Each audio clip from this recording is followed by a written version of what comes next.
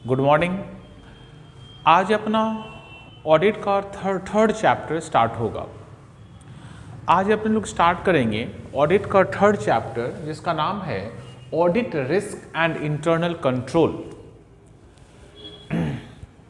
इस चैप्टर में हम लोग बहुत सारा बात डिस्कस करने वाले हैं, लेकिन स्टार्टिंग में सिर्फ 3 बात डिस्कस करेंगे कि ऑडिट रिस्क क्या होता है, इंटरनल कंट्रोल क्या होता है, इंटरनल चेक क्या होता है। ये 3 बात पहले समझते हैं हम लोग, फिर हम आगे का बात आपको हम समझाएंगे। अच्छा, ऑडिट रिस्क क्या होता है? देखिए, ऑडिटर जो आता है, जो ऑडिटर साहब जिनको आप बुलाइएगा आपका बुक्स ऑफ अकाउंट्स को एग्जामिन करने के लिए, वो कोई भगवान नहीं होता है, वो कोई जासूस भी नहीं है, वो मेरे और आपके तरह ही पढ़ा लिखा इंसान है जो कुछ डिग्री अपने पास लिया है, जिसके हेल्प से वो बुक्स ऑफ अकाउंट्स को ऑडिट करता है।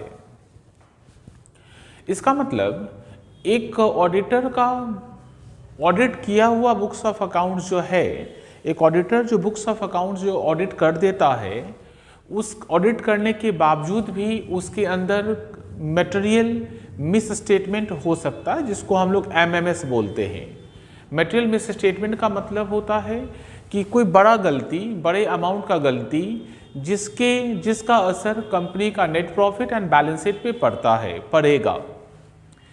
एक ऑडिट किया हुआ बैलेंस शीट में भी, एक ऑडिट किया हुआ ट्रेडिंग PL में भी मटेरियल मिस स्टेटमेंट हो सकता है। ये उसमें हो सकता है और ये बात ऑडिटर को पता नहीं है। ये बात ऑडिटर को पता नहीं है, मतलब ऑडिटर ऑडिट कर दिया, ऑडिट करने के बावजूद भी आपके बुक्स ऑफ अकाउंट्स में मटेरियल मिस स्टेटमेंट प्रेजेंट है। अब आपके बुक्स ऑफ अकाउंट्स में फ्रॉड एंड एरर के कारण मटेरियल मिस स्टेटमेंट उसमें एग्जिस्ट करता है, उसमें प्रेजेंट है, लेकिन ये बात किसको पता नहीं है? ये बात ऑडिटर को पता ही नहीं है कि मटेरियल मिस स्टेटमेंट है। उसको पता रहता तो ठीक कर देता ना, उसको पता ही नहीं है। ठीक है, इसका मतलब ऑडिटर क्या इशू करेगा? ऑडिटर इशू करेगा क्लीन रिपोर्ट्स, जिसको हम बोलते हैं अनक्वालिफाइड रिपोर्ट्स। ठीक है, इसका मतलब मटेरियल मिस स्टेटमेंट एक बुक्स ऑफ अकाउंट्स में प्रेजेंट होने के बावजूद भी यदि ऑडिटर क्लीन रिपोर्ट या अनक्वालिफाइड रिपोर्ट इशू करता है, तो ऐसे केस में जो ऑडिट के कारण जो रिस्क अराइज होता है, उस मटेरियल मिस स्टेटमेंट के कारण जो रिस्क अराइज होगा, उस रिस्क को बोला जाता है ऑडिट रिस्क। इसका मतलब ऑडिट बुक्स ऑफ अकाउंट्स को ऑडिट कराने के बावजूद भी उसमें मटेरियल मिस स्टेटमेंट हो सकता है। इसका मतलब रिस्क आपका एग्जिस्ट करेगा, ऑडिट होने के बावजूद भी उसमें मिस्टेक हो सकता है।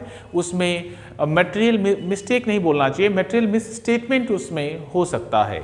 ठीक है, मतलब एक ऑडिट किया हुआ बुक्स ऑफ अकाउंट्स में हम लोग कभी ये सीना ठोक के नहीं बोल सकते हैं कि इसमें कोई गलती नहीं है, ऐसा कभी नहीं बोला जा सकता है। इसका मतलब ऑडिट के बावजूद भी जो रिस्क रहता है कि उसमें कुछ गलती होगा भी, उसी रिस्क को हम लोग बोलते हैं ऑडिट रिस्क। ठीक है, उस रिस्क को हम लोग क्या बोलते हैं? Audit risk. इसका मतलब यदि कोई ऑडिटर फेल्स टू डिटेक्ट, कोई ऑडिटर यदि डिटेक्ट ना कर पाए, फेल्स टू डिटेक्ट, ठीक है, existence of MMS material miss statement, मतलब मटेरियल मिस स्टेटमेंट फ्रॉड के कारण भी होता है और एरर के कारण भी होता है। आप लोग फर्स्ट चैप्टर में पढ़ चुके हैं। ठीक है, तो ऑडिटर क्या इशू करेगा? अनक्वालिफाइड रिपोर्ट इशू कर देगा। अनक्वालिफाइड रिपोर्ट इशू करने के बाद जो रिस्क जो रिस्क है, MMS है, इसका मतलब कुछ रिस्क है। MMS है आपके बुक्स ऑफ अकाउंट्स में, इसका मतलब आपका बुक्स ऑफ अकाउंट्स ऑडिट करने के बाद भी पूरा क्लीन नहीं हो पाया, उसमें भी कुछ न कुछ डिफेक्ट रह गया। वो जो रिस्क रह जाता है, उसी रिस्क को हम लोग बोलते हैं audit risk. Audit risk basically 3 बात पर डिपेंड करता है। एक को बोलते हैं हम लोग IR, मतलब इंटरनल रिस्क, एक को बोलते हैं CR कंट्रोल रिस्क, एक को बोलते हैं DR, उसको बोलते हैं detection risk. And audit risk जो होता है, इनका मल्टीपल होता है। मल्टीपल मतलब ऑडिट रिस्क मैक्सिमम कब होगा? यदि ये मैक्सिमम हो जाए, ये मैक्सिमम हो जाए और ये भी मैक्सिमम हो जाए, तो सोचिए आपका ऑडिट रिस्क मैक्सिमम हो जाएगा। ठीक है, इसका मतलब कोई ऑडिटर यदि इन मान लीजिए 2 को कम कर दिया, मिनिमाइज कर दिया, कोई एक थोड़ा ज़्यादा भी है, इसका मतलब रिस्क कम है। इसका मतलब बुक्स ऑफ अकाउंट्स में कहीं एक छोटा मोटा गलती हो सकता है। समझेंगे पहले इंटरनल रिस्क क्या होता है। सपोज करिए आपके बिजनेस में कोई इंटरनल कंट्रोल सिस्टम नहीं है। मतलब इंटरनल कंट्रोल सिस्टम आज पढ़ेंगे हम लोग। एक ऐसा सिस्टम होता है जिस सिस्टम के हेल्प से हम लोग फ्रॉड एंड एरर को प्रिवेंट करने का कोशिश करते हैं। ठीक है, मतलब बिजनेस का जो बुक्स ऑफ अकाउंट्स है उसको प्रॉपर तरीके से लिखने का कोशिश करते हैं। तो इंटरनल रिस्क हम लोग कैसे समझेंगे? सपोज करिए किसी बिजनेस में कोई इंटरनल कंट्रोल सिस्टम नहीं है, मतलब कोई हम सिस्टम नहीं बना के रखे हैं। ठीक है, अब देखिए ट्रांजैक्शन के कारण जो रिस्क अराइज होगा, उस रिस्क को बोला जाएगा इनहेरेंट रिस्क। मतलब ये ट्रांजैक्शन खुद बताएगा कि मेरे अंदर रिस्क है। ये ट्रांजैक्शन कैसे बताएगा मेरे अंदर रिस्क है? तो देखिए, मान लीजिए ट्रांजैक्शन कैश के थ्रू किया जाए और चेक के थ्रू किया जाए, तो दोनों में ज़्यादा रिस्की कौन है? मतलब दोनों में फ्रॉड या एरर होने का गलती किस में ज़्यादा है? तो कैश वाले में फ्रॉड होने का चांस ज़्यादा है, क्योंकि आपके पास सिर्फ कैश आ रहा है। उस कैश में किसी का ही मन बदल सकता है, आपका किसी भी स्टाफ का, ठीक है, मन में पाप आ सकता है। उस कैश में फ्रॉड या एरर हो सकता है। पर उसको यदि चेक के थ्रू यदि हम लोग लेते हैं, उस सेम ट्रांजैक्शन को चेक के थ्रू यदि हम लोग डील करते हैं, तो उसका रिस्क कम हो जाएगा। इसका मतलब इनहेरेंट रिस्क का मतलब होता है ट्रांजैक्शन का अपना रिस्क। एक ट्रांजैक्शन जो है होता है, उस ट्रांजैक्शन का अपना रिस्क क्या है? ठीक है, उस रिस्क को बोला जाता है इनहेरेंट रिस्क। ठीक है, जैसे कैश ट्रांजैक्शन का जो रिस्क होता है, वो किससे ज़्यादा होता है? सेम ट्रांजैक्शन को चेक के थ्रू करेंगे तो उसका रिस्क कम हो जाता है। कैश ट्रांजैक्शन रिस्क हायर होता है, ज़्यादा होता है चेक के ट्रांजैक्शन के थ्रू। मतलब ट्रांजैक्शन का अपना जो इनहेरेंट रिस्क है, ट्रांजैक्शन के कारण, ट्रांजैक्शन कैसे करते हैं उससे जो रिस्क अराइज होता है, उस रिस्क को हम लोग बोलते हैं इनहेरेंट रिस्क। इनहेरेंट रिस्क को ऑडिटर कैसे कंट्रोल करता है? अच्छा इंटरनल कंट्रोल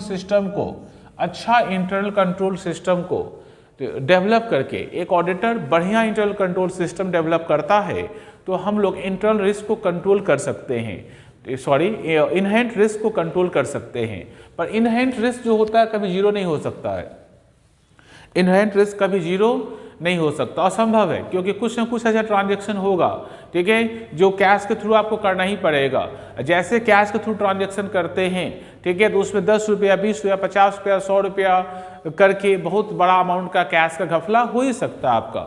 इसका मतलब इनहेरेंट रिस्क को हम लोग जीरो नहीं कंसिडर कर सकते हैं, ये जीरो होता नहीं है। इसको कम कर सकते हैं, ठीक है। ट्रांजैक्शन को चेक में कन्वर्ट करके, बैंकिंग मीडिया के थ्रू उसको कन्वर्ट करके हम लोग उसको रिड्यूस कर सकते हैं, ठीक है, लेकिन जीरो नहीं कर सकते हैं, ठीक है। दूसरा होता है हम लोग का कंट्रोल रिस्क। कंट्रोल रिस्क का मतलब आप जो auditor internal control system develop करता है, तो ये सोच के डेवलप करता है ना कि सारा ट्रांजैक्शन इसके थ्रू वेरीफाई हो जाएगा, या सारा ट्रांजैक्शन का जो फ्रॉड एंड एरर है इसके थ्रू प्रिवेंट हो जाएगा, ये सोच के इंटरनल कंट्रोल सिस्टम बनाता है।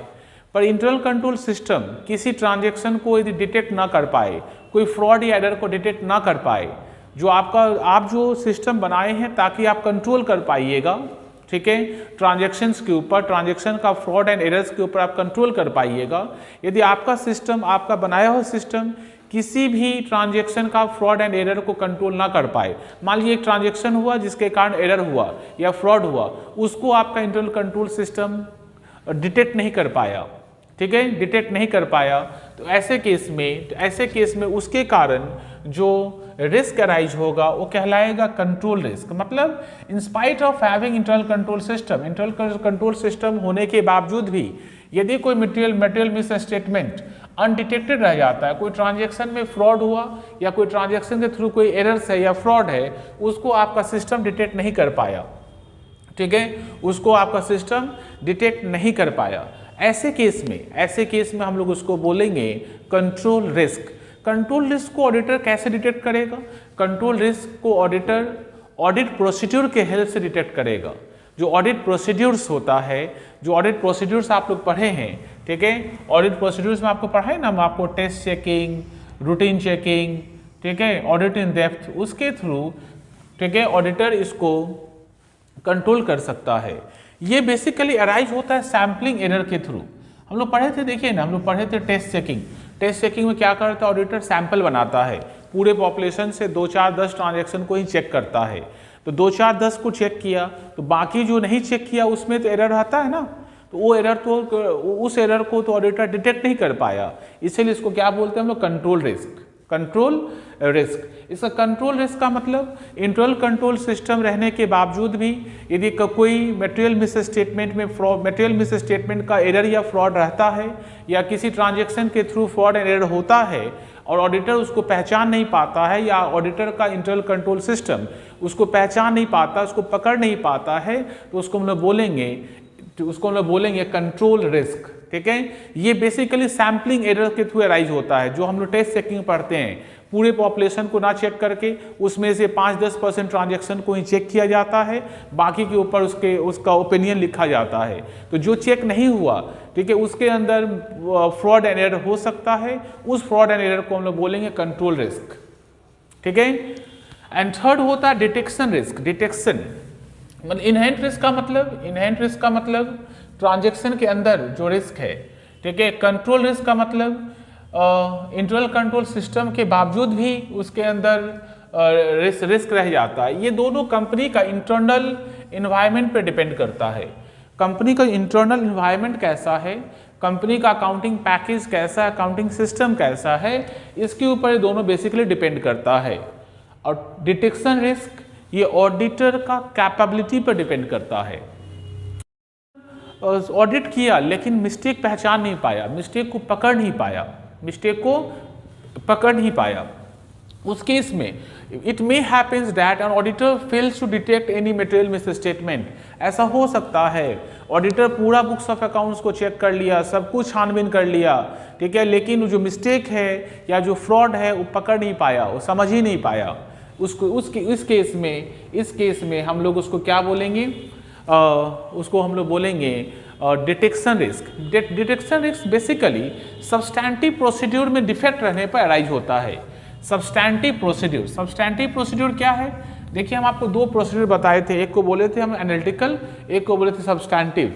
एनालिटिकल का मतलब जहाँ पर रेशियो सब चेक करते हैं, एंड सब्सटैंटिव का मतलब जहाँ पर वाउचिंग एंड वेरिफिकेशन करते हैं। यदि वाउचिंग एंड वेरिफिकेशन प्रॉपर तरीके से नहीं होता है, या auditor vouching and verification proper तरीके से नहीं किया होगा, उस केस में जो डिफेक्ट रह जाएगा, जो फ्रॉड एंड एरर एग्जिस्ट करेगा, वो कहलाएगा डिटेक्शन रिस्क। ठीक है, इस रिस्क का नाम हुआ डिटेक्शन रिस्क। एक ऑडिटर कभी भी डिटेक्शन रिस्क को अवॉइड नहीं कर सकता है। एक ऑडिटर कभी नहीं सीना ठोक के बोल पाएगा कि मेरा चेक किया हुआ बुक्स ऑफ अकाउंट में कोई मिस्टेक है ही नहीं, ये कभी नहीं बोल पाएगा। क्यों नहीं बोल पाएगा, क्योंकि ऑडिटर जो ऑडिट करता है वो ऑडिट एविडेंस के बेस पे करता है, और एविडेंस हमेशा कंक्लूसिव नहीं हो सकता है। मतलब एविडेंस कभी भी आपका 100% गारंटी वाला नहीं हो सकता है, क्योंकि हमेशा ऑडिटर खुद एविडेंस लाएगा, इसका गारंटी नहीं है। हम लोग पढ़े एविडेंस के बारे में, ठीक है, एविडेंस हम लोग दूसरे सोर्स से भी लाते हैं, ठीक है, तो इसका एविडेंस जो ऑडिटर को मिलता है, उस एविडेंस में यदि कोई डिफेक्ट होता है तो डिटेक्शन रिस्क अपने आप ही अराइज होगा। ऑडिटर कोशिश करेगा, ऑडिटर अपना बुद्धि लगा के कोशिश करेगा कि डिटेक्शन रिस्क को जीरो नहीं हो सकता है, इसको मिनिमाइज किया जा सके। ठीक है, डिटेक्शन रिस्क कभी जीरो नहीं हो सकता है, क्योंकि ऑडिट चेक करने के बावजूद भी कोई ना कोई मिस्टेक रह सकता है। ठीक है, ऑडिटर इसको मिनिमाइज करने की कोशिश करेगा, इसको कभी भी ऑडिटर जीरो नहीं कर पाएगा। इसका इन शॉर्ट ये तीनों का तीनों रिस्क कभी भी जीरो नहीं होता है। ठीक है, क्योंकि इनहेरेंट रिस्क मतलब ट्रांजैक्शन का अपना रिस्क है। जो कैश ट्रांजैक्शन है और चेक के थ्रू ट्रांजैक्शन है, तो कैश ट्रांजैक्शन का इनहेरेंट रिस्क तो रहेगा ही। ठीक है, आप जिसको भेजें और कैश में डीलिंग हो रहा, ठीक है, वो गया गुड्स लेने के लिए 50,000 रुपये का, ठीक है, वो यदि मान लीजिए आपको बिल सबमिट कर देता है 51,000 रुपीज़ का, तो 1,000 रुपये का फ्रॉड है, तो उसको तो कभी ऑडिटर पकड़ ही नहीं पाएगा। ठीक है, इसको पकड़ने का एक ही तरीका है कि अच्छा इंटरनल कंट्रोल सिस्टम बना दो। अच्छा इंटरनल कंट्रोल सिस्टम बनाने से चेक के थ्रू ज़्यादा होगा, ट्रांजैक्शन की चेक के थ्रू ज़्यादा होता है, तो आपका अपने आप ही इंटरनल कंट्रोल, ठीक है, जीरो में अपने आप इंटरनल कंट्रोल अपने आप आपका इनहेरेंट रिस्क कम हो जाएगा। पर ये किस में कन्वर्ट नहीं हो पाएगा, ये जीरो में कन्वर्ट नहीं हो पाएगा। मतलब आपका इनहेरेंट रिस्क जीरो में नहीं, आप इंटरनल कंट्रोल सिस्टम बनाने के बावजूद भी इसको जीरो नहीं कर पाएगा। हाँ, इसको कम कर सकते हैं, रिड्यूस कर सकते हैं, मिनिमाइज कर सकते हैं, जीरो नहीं होगा। इसका मतलब यदि अपने पास कोई भी इंटरनल कंट्रोल सिस्टम ना हो, इंटरनल कंट्रोल सिस्टम नहीं होने के बावजूद ट्रांजैक्शन का अपना नेचर के कारण जो रिस्क अराइज होगा वो रिस्क कहलाएगा इनहेरेंट रिस्क। ठीक है, अब हम लोग क्या किए, इंटरनल कंट्रोल सिस्टम बना दिए, अच्छा इंटरनल कंट्रोल सिस्टम बना दिए। अब इंटरनल कंट्रोल सिस्टम यदि किसी ट्रांजैक्शन के फ्रॉड एंड एरर को पकड़ नहीं पाता, उसको डिटेक्ट नहीं कर पाता है, तो कहलाएगा आपका कंट्रोल रिस्क। ये बेसिकली सैम्पलिंग एरर, जो टेस्ट चेकिंग करते हैं ना, उसमें जो गलती रह जाता है वो कहलाता है control risk. And third, detection risk. Auditor सारा बुक्स ऑफ अकाउंट्स को चेक करने के बावजूद भी ये कभी नहीं बोल पाएगा कि उसमें कोई मिस्टेक नहीं है, क्योंकि मिस्टेक यदि आपका सब्सटैंटिव प्रोसीड्यूर में कोई डिफेक्ट रहता है तो मिस्टेक हो सकता है। सब्सटैंटिव प्रोसीड्यूर का मतलब वाउचिंग वेरिफिकेशन में यदि कोई डिफेक्ट रह जाता है, ठीक है, तो आपका मिस्टेक हो सकता है। ठीक है, तो आपका मिस्टेक हो सकता है। एक ऑडिटर कभी भी इस तरह का मिस्टेक को अवॉइड नहीं कर सकता है, मतलब डिटेक्शन रिस्क रहने का चांस रहेगा। ठीक है, रहने का चांस रहेगा, ये कभी भी इसको अवॉइड नहीं कर सकता है। ऑडिटर हमेशा कोशिश करेगा डिटेक्शन रिस्क को कम किया जा सके, मिनिमाइज किया जा सके। ठीक है, क्योंकि डिटेक्शन रिस्क यदि मिनिमाइज हो जाता है और कंट्रोल रिस्क को हम लोग सैम्पलिंग एरर को और अच्छा करके इसको हम लोग कम कर लेते हैं, तो इंटरनल कंट्रोल को, इनहेरेंट रिस्क को हम लोग इंटरनल कंट्रोल सिस्टम से हम लोग क्या कर सकते हैं, इंटरनल कंट्रोल सिस्टम से इसको कम कर सकते हैं। ठीक है, ये सब्सटैंटिव प्रोसीड्यूर को अच्छा करने से होगा, वाउचिंग वेरिफिकेशन को अच्छा करने से ये कम हो जाएगा। कंट्रोल रिस्क कब कम हो जाएगा, ठीक है, यदि सैम्पलिंग एरर को यदि कम कर दिया जाए, यदि हम लोग सैम्पलिंग करते हैं उसको यदि अच्छी तरीके से किया जाए, ठीक है, तो ये कम हो जाएगा। इंटरनल कंट्रोल सिस्टम बनाने से हम लोग का इनहेरेंट रिस्क कम हो जाएगा, और तीनों यदि कम हो जाता है तो ऑडिट रिस्क आपका कम हो जाएगा, जीरो नहीं होता है, ऑडिट रिस्क कम हो जाता है। इसका मतलब उसी को बोलते हैं रिस्क फ्री है या free from fraud and error. ठीक है, आइए अगला पॉइंट में आएंगे। पॉइंट पढ़ेंगे हम लोग इंटरनल कंट्रोल सिस्टम। हम लोग फर्स्ट क्लास से बात करें, फर्स्ट क्लास से इंटरनल कंट्रोल क्या है, इंटरनल कंट्रोल। तो जब इसका चैप्टर आएगा तभी हम आपको बता सकते हैं इंटरनल कंट्रोल क्या है। बहुत सिंपल चीज़ है, कोई भी कंपनी अपना बिजनेस को स्मूथली रन करने के लिए, रन करने के लिए डिफरेंट प्लान बनाता है, डिफरेंट पॉलिसीज फ्रेम करता है, डिफरेंट प्रोसीड्यूर्स को सेटअप करता है, डिफरेंट प्रोसीड्यूर को सेटअप करता है। ये जो different plan, policies and procedures है, जो जिसको इसलिए सेटअप करता है ताकि बिजनेस को स्मूथली और एंड इफिशिएंटली उसको रन किया जा सके। ठीक है, वो सारा प्लान, पॉलिसीज एंड प्रोसीड्यूर्स को इंटरनल कंट्रोल सिस्टम बोला जाता है। ठीक है, इंटरनल कंट्रोल सिस्टम बोला जाता है। ठीक है, जैसे देखिए छोटा एग्जांपल, जैसे ना स्टाफ लोग आते हैं, उनको अटेंडेंस देना है, तो अटेंडेंस देने का एक सिस्टम बनाएंगे, कब वो आते हैं कब जाते हैं, एक सिस्टम बनेगा ना, वो भी इंटरनल कंट्रोल सिस्टम। उससे कंट्रोल होगा कि कौन स्टाफ कब आया, कौन स्टाफ कब गया, पता चल जाएगा। ठीक है, और भी बहुत सारा, मतलब बहुत सारा नहीं, कोई भी ऐसा काम करिए जिससे आपको लगे कि इस ट्रांजैक्शन को ये काम करने से कंट्रोल कर सकते हैं, ये प्लान सेटअप करने से ये काम हो जाएगा, ये पॉलिसी बनाने से कंपनी को ये फ़ायदा होगा, और ये प्रोसीड्यूर फॉलो करते हैं तो बिजनेस अच्छे से चला पाएंगे। सारा प्लान, पॉलिसीज एंड प्रोसीड्यूर को इकट्ठा करने पर वो कहलाता है इंटरनल कंट्रोल सिस्टम।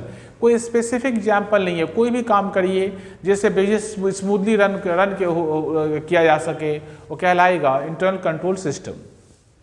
यदि इंटरनल कंट्रोल सिस्टम हम लोग बनाते हैं तो फ्रॉड एंड एरर को प्रिवेंट किया जा सकता है, फ्रॉड एंड एरर को रोका जा सकता है।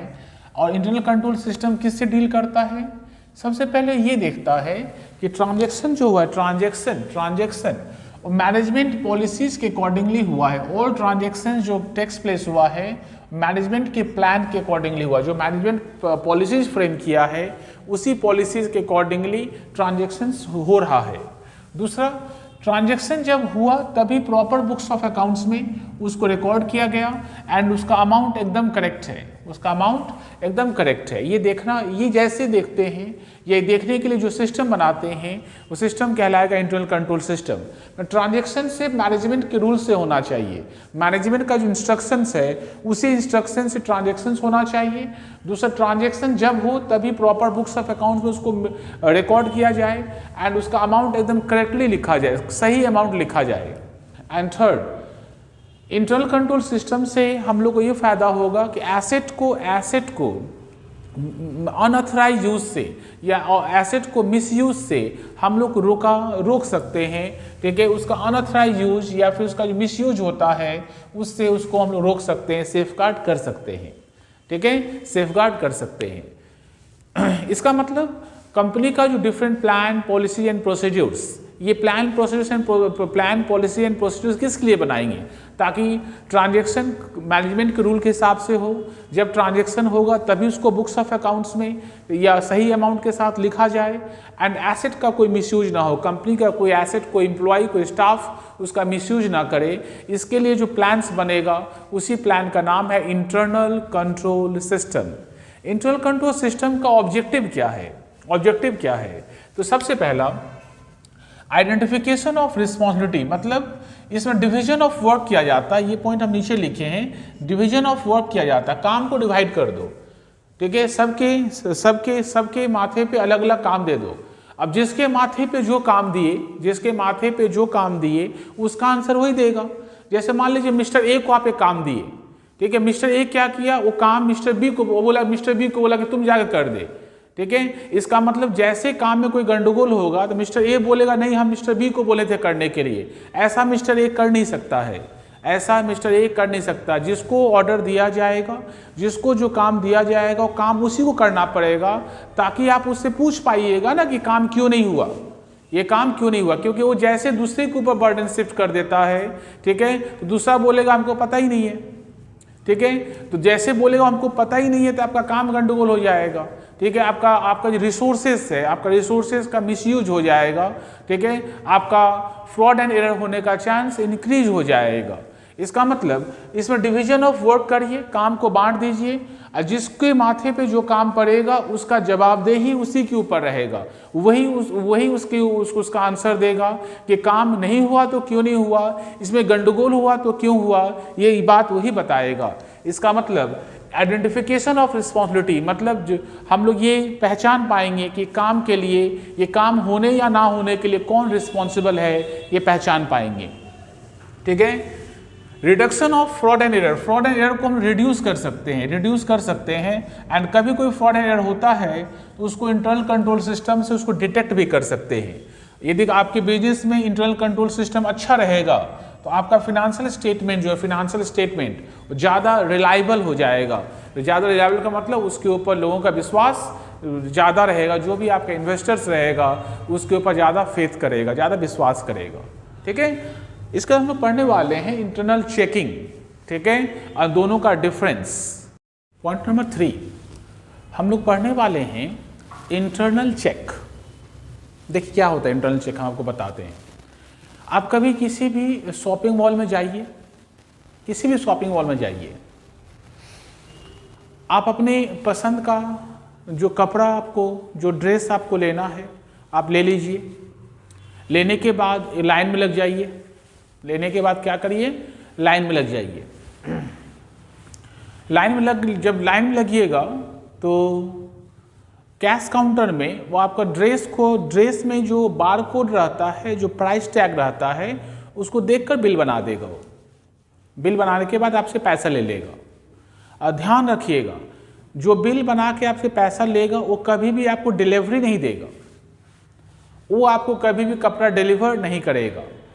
डिलीवर करने के लिए एक और आदमी रहेगा जो बिल से सारे कपड़े को मिला लेगा, आपसे पूछ लेगा कि आपको पैकेट लगेगा कि नहीं लगेगा। ठीक है।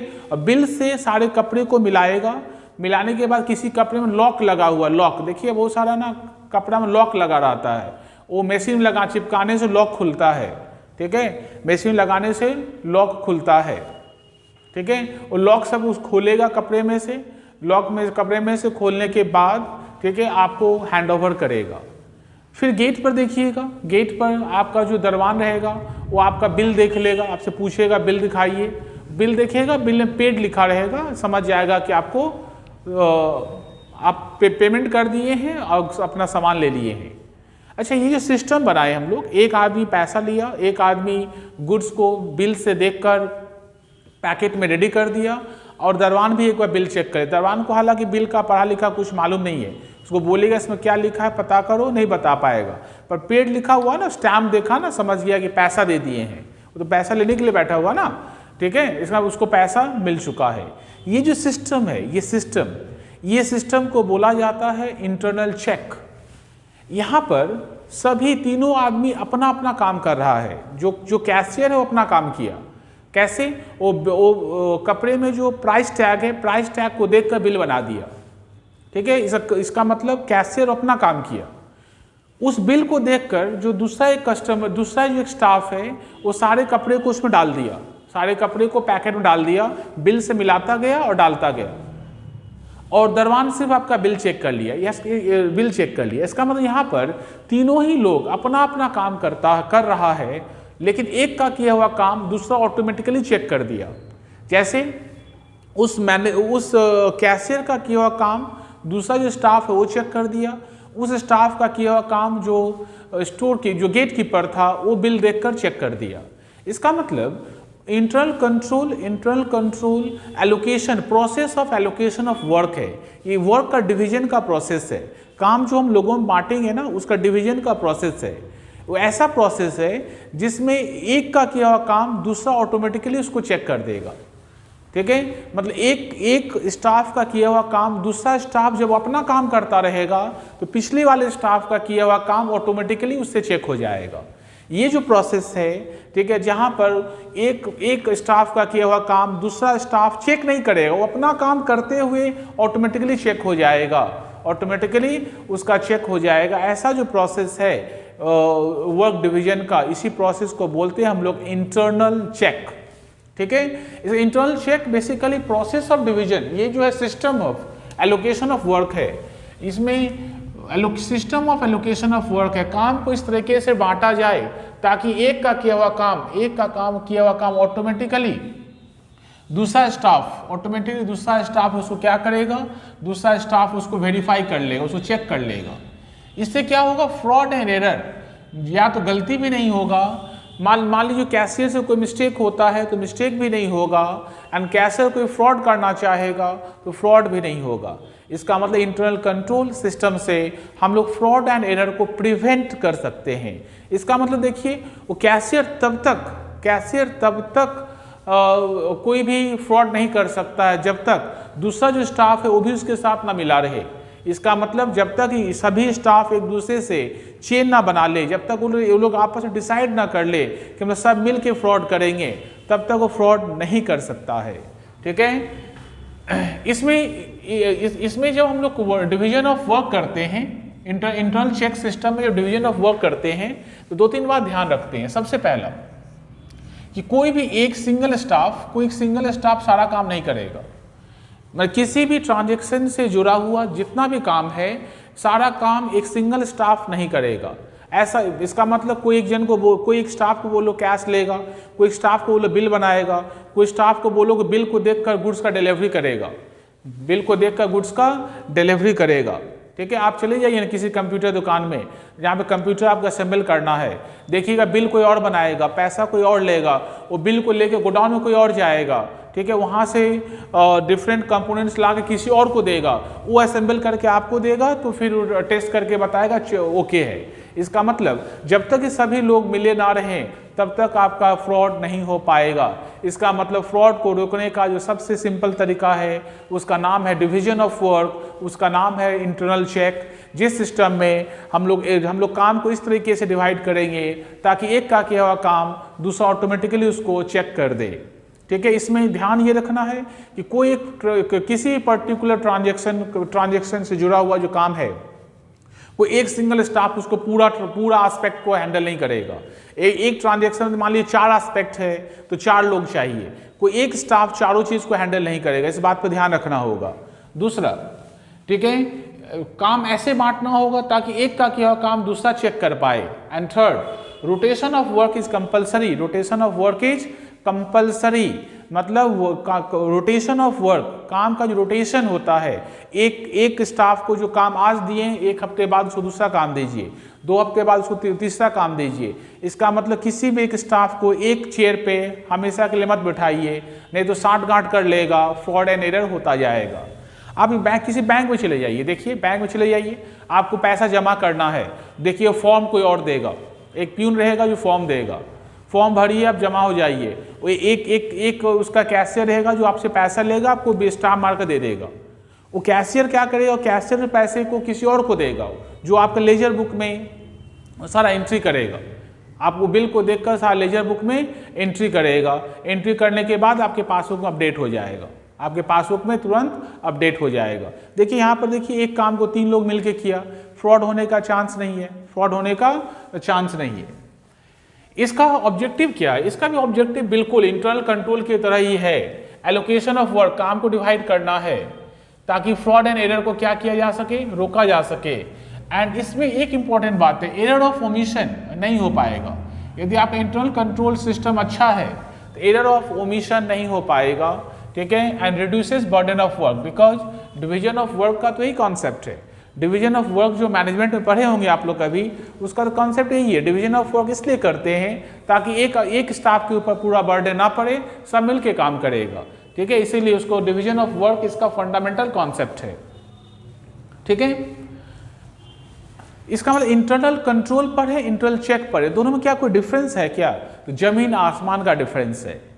इंटरनल चेक सिर्फ process of allocation of work है, काम को बांटने का तरीका है, इस तरीके से बांटिए ताकि एक का किया हुआ काम दूसरा ऑटोमेटिकली उसको चेक कर दे, बस उसी से इंटरनल चेक रिलेटेड है।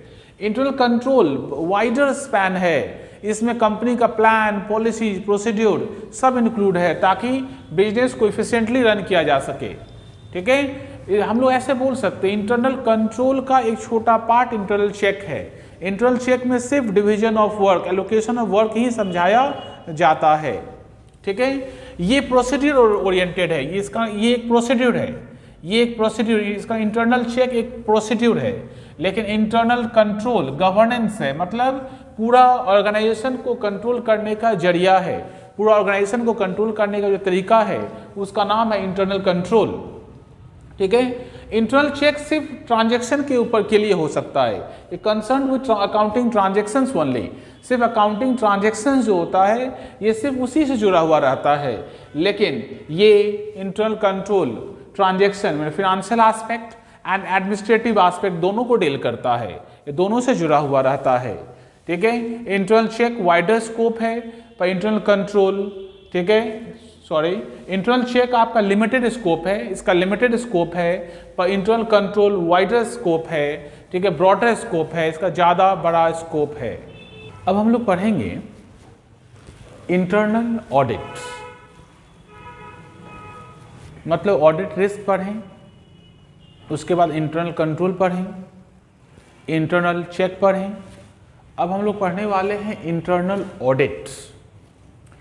जानते हैं ऑडिट 2 तरीके का होता है, एक एक्सटर्नल, एक इंटरनल। एक्सटर्नल ऑडिट में आपको किसी इंडिपेंडेंट ऑडिटर को बुलाकर अपना बुक्स ऑफ अकाउंट्स को ऑडिट करवाना पड़ेगा, उस तरह का ऑडिट को हम लोग बोलते हैं external audit. External auditor company का एम्प्लॉय नहीं हो सकता है,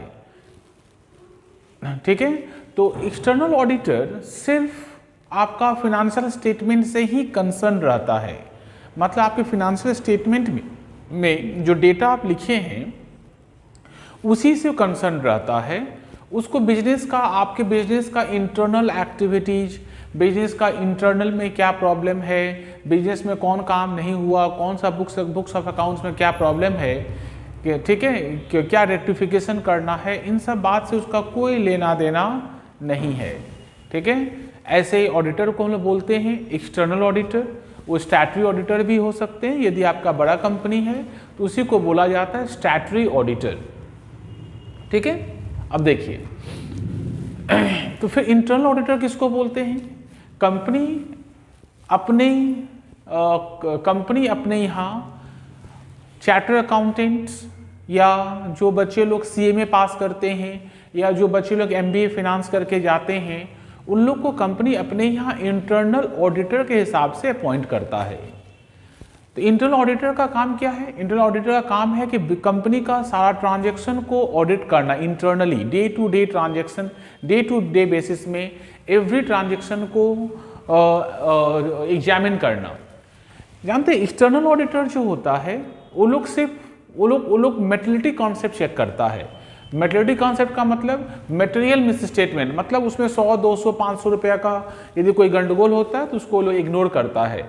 पर जो इंटरनल ऑडिटर रहेगा वो 50 रुपये का भी यदि कोई एक्सपेंस है और बिना कंपनी के ऑथेंटिसिटी से या बिना कंपनी के अथॉरिटी से हुआ है तो उसको इंटरनल ऑडिटर उसको लेकर क्वेश्चन राइज करता है, पूछता है क्यों हुआ तो इसका अथॉरिटी कौन दिया तो फिर उसका वाउचर कहाँ है दिखाओ। इंटरनल ऑडिट, ठीक है, बिजनेस का सिर्फ फिनेंशियल ट्रांजैक्शंस को लेके ही डील नहीं करता है, ये नॉन फिनेंशियल फैक्टर्स को भी डील करता है।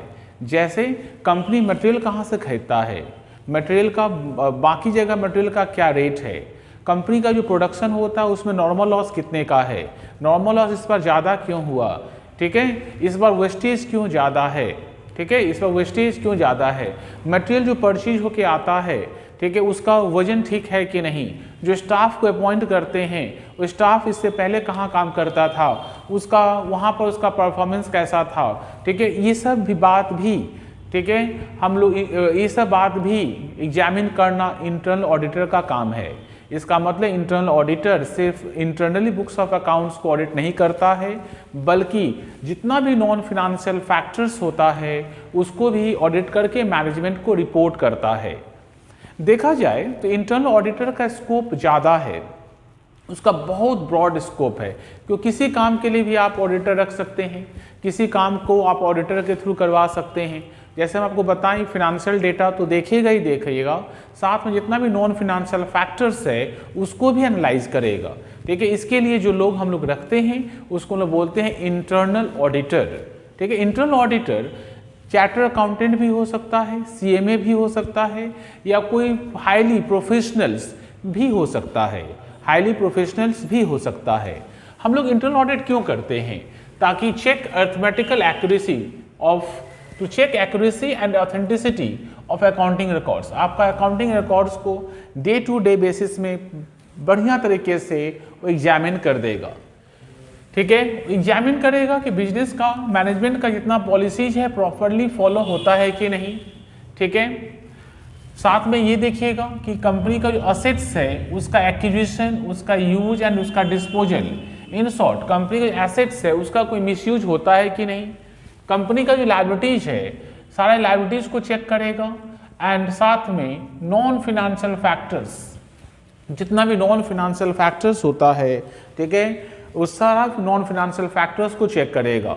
और इंटरनल ऑडिटर को मेटेरियलिटी कॉन्सेप्ट से मतलब नहीं है, बार बार बोल रहे हैं, ये मेटेरियलिटी कॉन्सेप्ट सिर्फ एक्सटर्नल ऑडिटर देखेगा।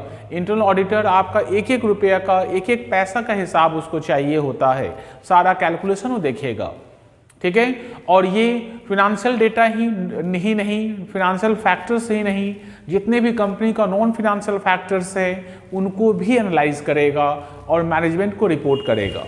ठीक है, किसके लिए इंटरनल ऑडिटर कंपलसरी होता है? इंटरनल ऑडिट किसके लिए कंपलसरी होता है?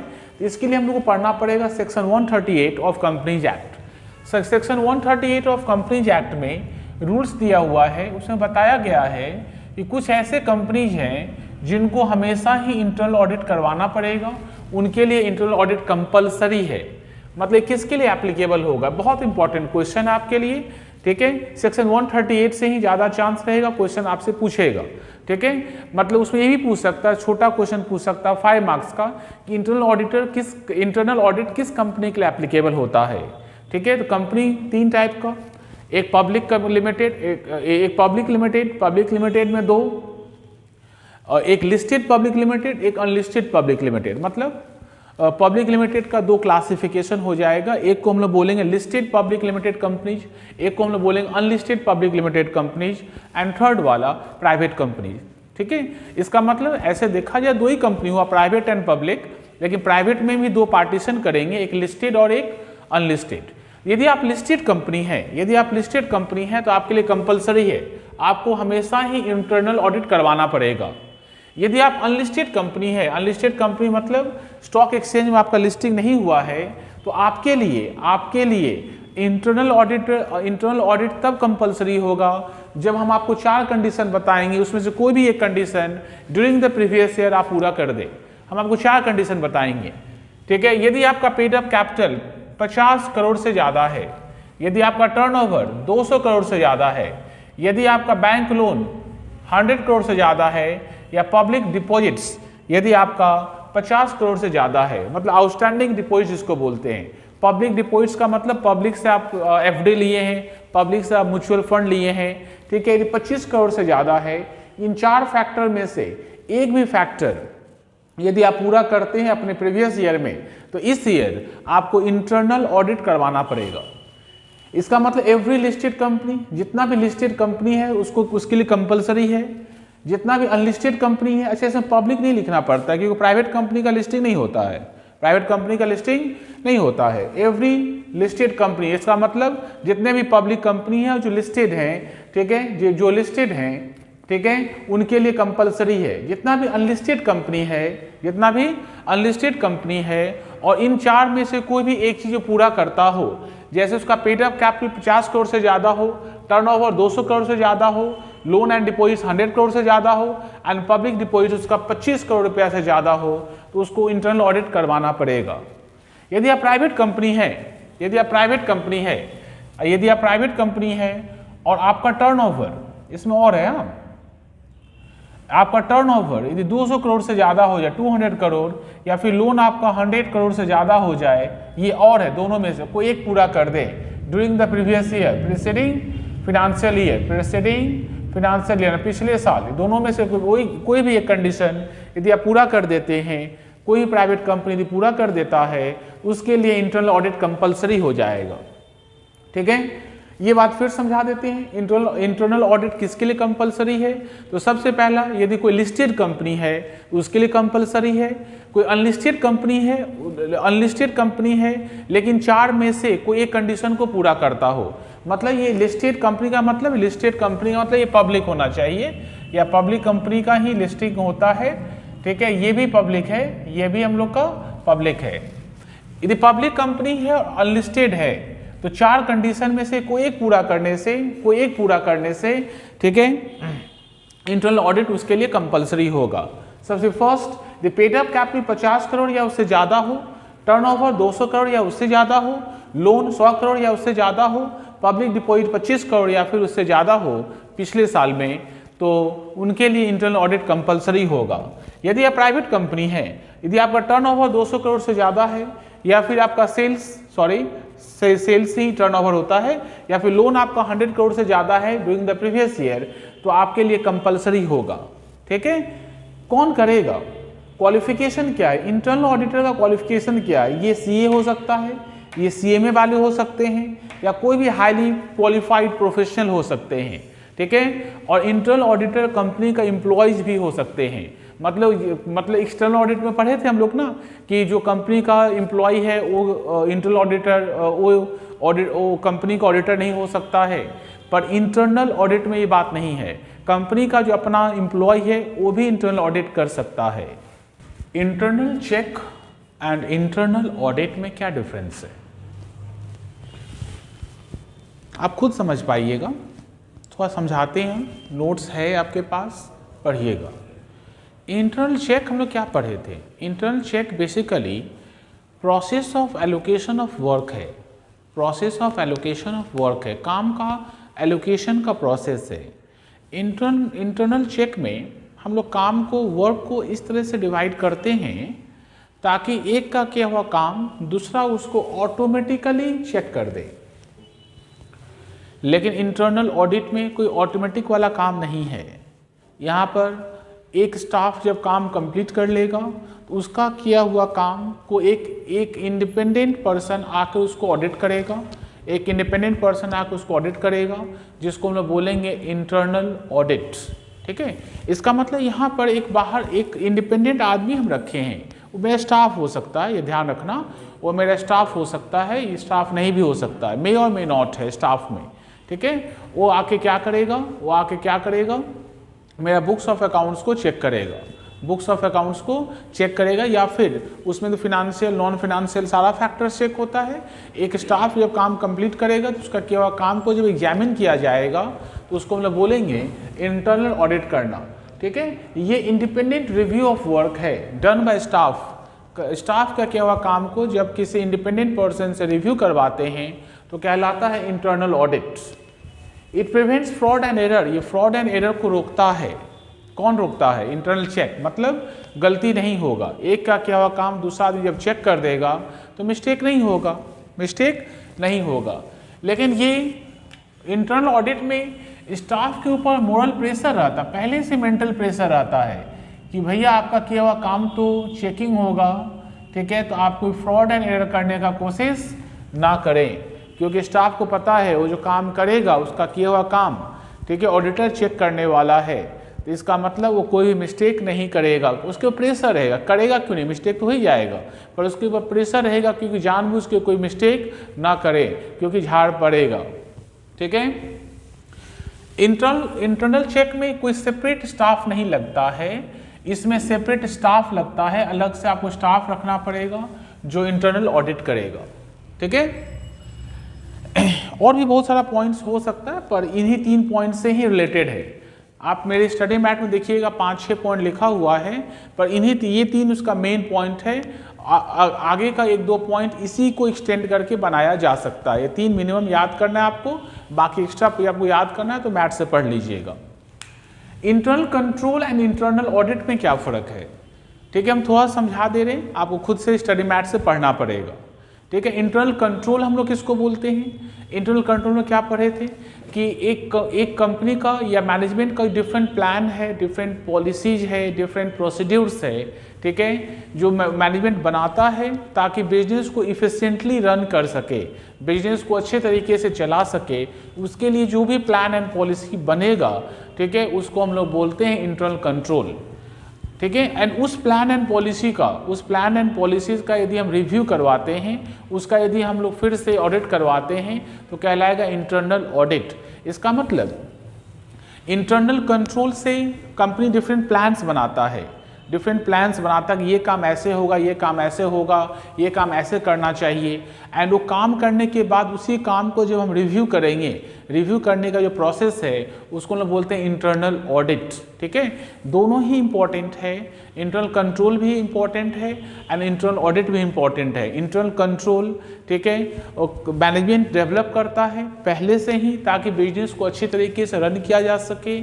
ठीक है, एंड इंटरनल ऑडिटर को हम लोग बुलाते हैं जो इंडिपेंडेंट पर्सन होता है, ठीक है, उसको बुलाते हैं ताकि मेरा किया हुआ काम, मेरे स्टाफ का किया हुआ काम को वो बारीकी से रिव्यू कर सके, चेक कर सके, इसको हम लोग बोलते हैं इंटरनल ऑडिट करना। ठीक है, आप लोग दोनों इसको नोट से पढ़िए, मैं स्टडी मैट से पढ़िएगा। इस चैप्टर का लास्ट पॉइंट कि एक स्टैट्यूटरी ऑडिटर क्या इंटरनल ऑडिटर का किया हुआ काम पर विश्वास करेगा कि नहीं। स्टैट्यूटरी ऑडिटर का मतलब एक्सटर्नल ऑडिटर, वो एक्सटर्नल ऑडिटर ही यदि मान लीजिए आपका बड़ा कंपनी है तो उसी का नाम हो जाएगा स्टैट्यूटरी ऑडिटर। ठीक है, इसीलिए हम लोग एक्सटर्नल ना बोलकर हम लोग हमेशा स्टैट्यूटरी ऑडिटर ही बोलते हैं। मतलब एक स्टैट्यूटरी ऑडिटर जो इंडिपेंडेंट पर्सन है, जो कंपनी का स्टाफ नहीं है, जो कंपनी का एम्प्लॉय नहीं है, जिसको शेयर होल्डर अपॉइंट करता है। ठीक है, और इंटरनल ऑडिटर का मतलब जो कंपनी का स्टाफ है, कंपनी का एम्प्लॉय है, जिसको मैनेजमेंट अपॉइंट करता है, क्वेश्चन ये राइज होगा कि इंटरनल ऑडिटर का किया हुआ काम क्या स्टैट्यूटरी ऑडिटर स्वीकार करेगा, क्या मानेगा? ठीक है, तो आंसर है कि हाँ मानेगा। क्यों मानेगा? क्योंकि इंटरनल ऑडिटर का काम है चेक करना, इसका मेन काम है चेक करना, सारा ट्रांजैक्शन को चेक करना। ये सारा ट्रांजैक्शन को एग्जामिन करता है, ईच एंड एवरी ट्रांजैक्शन को एग्जामिन करता है। स्टैट्यूटरी ऑडिटर का काम है एक्सप्रेस, मतलब आपका जो अकाउंट्स है आपका अकाउंट्स के ऊपर ओपिनियन, आपके अकाउंट्स के ऊपर क्या देना, इसका काम है ओपिनियन देना, इसका काम चेकिंग करना नहीं है। ये ट्रांजैक्शन को देखेगा, ट्रांजैक्शन को देखकर वो अपना ओपिनियन एक्सप्रेस करेगा। स्टैट्यूटरी ऑडिटर के लिए सारा ट्रांजैक्शन को एग्जामिन करना पॉसिबल ही नहीं है, नॉट पॉसिबल है। एक स्टैट्यूटरी ऑडिटर सारा ट्रांजैक्शन को कभी भी एग्जामिन नहीं कर सकता है। उससे इम्पोर्टेंट बात, वो सारे को एग्जामिन करना नेसेसरी भी नहीं समझता है, क्योंकि स्टैट्यूटरी ऑडिटर ही तो करता है ना, test checking, routine checking, sampling, audit in depth, ये सब काम तो स्टैट्यूटरी ऑडिटर ही करता है। तो स्टैट्यूटरी ऑडिटर के लिए सबसे पहला एवरी ट्रांजैक्शन को एग्जामिन करना पॉसिबल नहीं है, एंड दूसरा सारा ट्रांजैक्शन को एग्जामिन करना वो जरूरी भी नहीं समझता है। ठीक है, इसका मतलब इंटरनल ऑडिटर का किया हुआ काम को स्टैट्यूटरी ऑडिटर को स्वीकार करना पड़ेगा। इसके लिए ऐसे 1 में भी लिखा हुआ है, जहां पर हम लोग का बेसिक प्रिंसिपल फॉर ऑडिट लिखा हुआ है, वहां उसमें भी लिखा हुआ है कि ऑडिटर को दूसरे के किए हुए काम के ऊपर डिपेंड रहना पड़ेगा। जो काम दूसरे लोग करके देगा उस काम के ऊपर ऑडिटर को डिपेंड रहना पड़ेगा। पर नो डाउट ऑडिटर अपना नॉलेज, अपना स्किल अप्लाई करेगा उसको एक्सेप्ट करने से पहले। ठीक है, उससे इंपॉर्टेंट बात, यदि मान लीजिए एक स्टैट्यूटरी ऑडिटर है तो ब्रांच ऑडिट कैसे करेगा वो? ब्रांच मतलब कंपनी का मान लीजिए 5-6 ब्रांच है, तो हर एक ब्रांच का स्टैट्यूटरी ऑडिटर ब्रांच से आके कभी ऑडिट तो करेगा नहीं। स्टैट्यूटरी ऑडिटर तो हेड ऑफिस में बैठेगा, हेड ऑफिस में ऑडिट करेगा। तो ब्रांच का जो बुक्स ऑफ अकाउंट्स है उसका ऑडिट इंटरनल ऑडिटर ही करेगा और स्टैट्यूटरी ऑडिटर को रिपोर्ट करेगा। इसका मतलब स्टैट्यूटरी ऑडिटर किसका काम को एक्सेप्ट करेगा? स्टैट्यूटरी ऑडिटर इंटरनल ऑडिटर का किया हुआ काम को एक्सेप्ट करेगा, लेकिन अपना नॉलेज एंड स्किल अप्लाई करने के बाद, प्रॉपर केयर एंड अपना नॉलेज अपना अप्लाई करने के बाद, ठीक है, इंटरनल ऑडिटर का किया हुआ काम को स्टैट्यूटरी ऑडिटर एक्सेप्ट करेगा। क्यों स्टैट्यूटरी ऑडिटर इंटरनल ऑडिटर के ऊपर भी क्यों शक करेगा? इसलिए शक करेगा क्योंकि इंटरनल ऑडिटर पहला बात इंडिपेंडेंट नहीं होता है, वो कंपनी का स्टाफ हो सकता है। दूसरा बात, उसको मैनेजमेंट अपॉइंट करता है, इसका मतलब मैनेजमेंट के सिखाने पर मैनेजमेंट के अकॉर्डिंगली वो काम कर सकता है। पर स्टैट्यूटरी ऑडिटर को कंपनी का ओनर जो शेयर होल्डर्स है वो अपॉइंट करता है और हमेशा इंडिपेंडेंट अथॉरिटी होता है। ठीक है, वो कभी भी मैनेजमेंट का बात नहीं सुनता है। ठीक है, लेकिन स्टैट्यूटरी ऑडिटर सारा का सारा ट्रांजैक्शन को ऑडिट नहीं कर सकता है। ठीक है, एवरी ट्रांजैक्शन को वो खुद से एनालाइज नहीं कर सकता, एग्जामिन नहीं कर सकता है। मोर ओवर जो ब्रांच ऑडिट के केस में ब्रांच ऑडिटर पे ही डिपेंड करना पड़ता है, इसीलिए स्टैट्यूटरी ऑडिटर इंटरनल ऑडिटर का किया हुआ काम को एक्सेप्ट करेगा, लेकिन प्रॉपर केयर एंड नॉलेज के साथ। थैंक यू, अगले चैप्टर में फिर मिलेंगे।